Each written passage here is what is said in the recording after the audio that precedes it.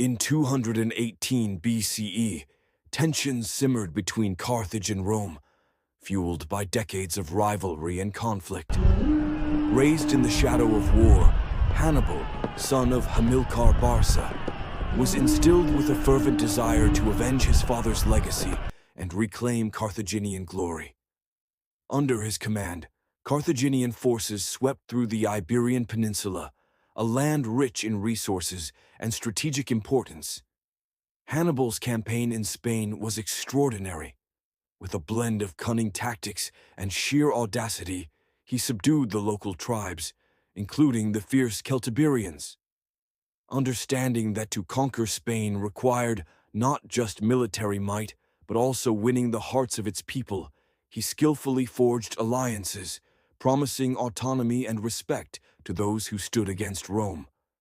A master of psychological warfare, Hannibal inspired loyalty and courage in his troops, instilling in them a belief that they were part of something greater. "We are not merely soldiers," he proclaimed. "We are the harbingers of a new dawn for our people." His charisma and strategic brilliance earned the trust of the Celtiberians, who saw in him a champion against Roman encroachment. But Hannibal's greatest challenge lay ahead. To strike at the heart of Rome, he would need to traverse the formidable Alps. The journey was fraught with peril, treacherous paths, biting cold, and the looming threat of Roman scouts. Yet Hannibal remained undeterred.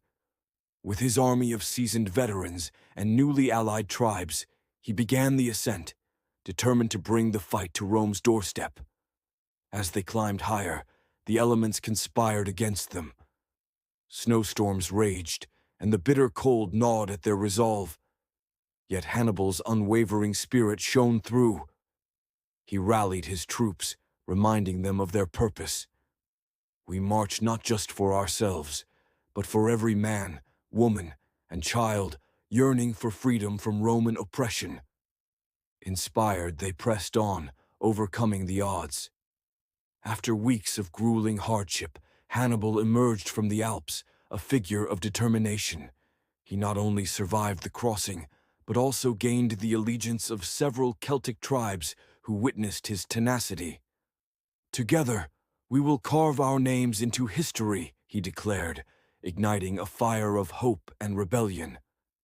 In the spring of 217 BCE, Hannibal's forces descended into Italy, a land that had long been the cradle of Roman power. The Romans were unprepared for the storm that had come upon them.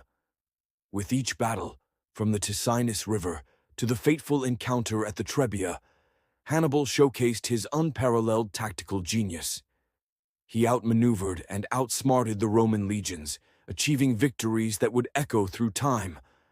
The Battle of Cannae, one of the most decisive encounters in military history, became Hannibal's crowning achievement.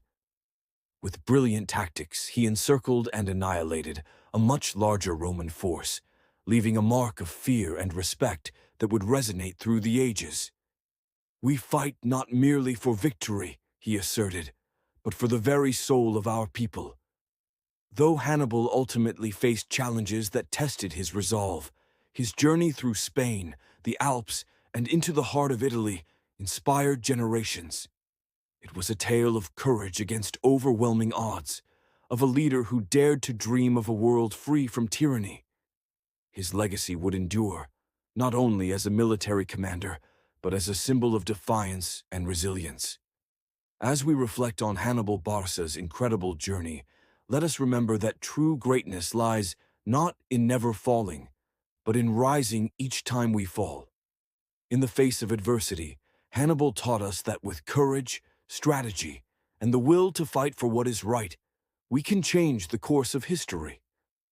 Thank you for joining us on this epic journey through the Second Punic War. If you enjoyed this tale of bravery and strategy, don't forget to like, subscribe, and share.